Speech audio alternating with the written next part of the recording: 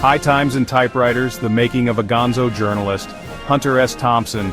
The name conjures images: whiskey breakfasts, drug-fueled ramblings, a middle finger raised at the establishment. Thompson wasn't just a journalist, he was a literary grenade exploding onto the scene in the 1960s, leaving a trail of ash and brilliance in his wake. Born in Kentucky in 1937, Thompson's early life hinted at the rebel he would become. Kicked out of school, he joined the Air Force, where his writing talents emerged. He honed his skills as a sports writer, but his ambitions went beyond reporting scores. He craved something more visceral, more honest. Thompson's early influences were a mix of literary giants and streetwise hustlers. Hemingway's terse prose resonated with him, but it was the Beats, with their rejection of conformity and embrace of experience, who truly spoke to his soul. He devoured Kerouac, Ginsberg, Burroughs, finding inspiration in their raw, confessional style. These were writers who understood the dark underbelly of America, the hypocrisy and alienation simmering beneath the surface. Thompson, with his own brand of Gonzo journalism, would take that understanding and amplify it, distort it, and hurl it back at the world with a vengeance. Fear and Loathing on the Campaign Trail. Thompson's foray into politics. Thompson's breakthrough came in the early 1970s with his coverage of the 1972 presidential election for Rolling Stone magazine. This wasn't your typical political reporting.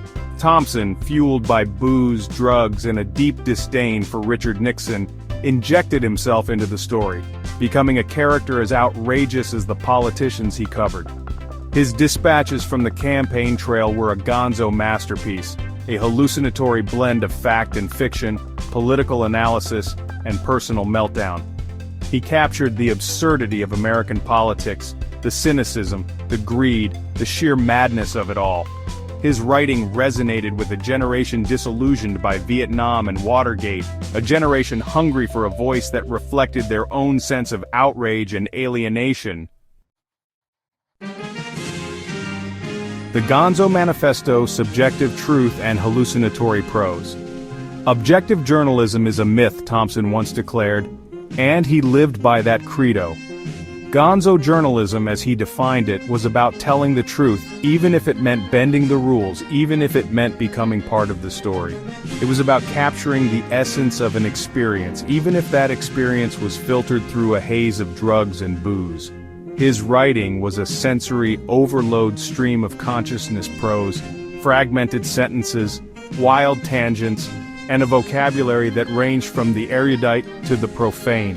He used drugs, not just to escape reality, but to heighten it, to break down the barriers of perception, to tap into a deeper, more visceral truth. Section 4. Fear and Loathing in Las Vegas. A wild ride through the American dream.